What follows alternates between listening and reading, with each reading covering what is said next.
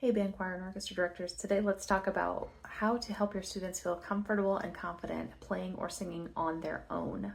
If you've noticed in lessons that students are hesitant to start singing or playing if you are not going along with them, then it's worth reflecting on how much lesson time you're spending actually acting as a human backing track.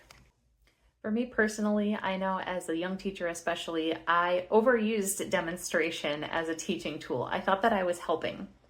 But what I was actually doing is teaching the students to rely on someone else and not themselves. So if you think this might be a problem for you, I don't recommend going cold turkey, but I do recommend weaning your students slowly off of their reliance on you as a duet partner. Here are a few tips that you can use to help students overcome this slight hurdle. Number one is doing repetitions, which we all know are great for practice anyway, but let them know the first time you're going to play or sing with them, and then the second time they have to do it on their own. Number two is to go halfway with them. This works especially great for short excerpts or short exercises. And that is to get them started with you, but let them know ahead of time that, oh, I'm going to quit in measure 4. And so that way they have the momentum when they get started, but they know where you're going to drop out so that they don't panic and go, wait, where'd you go?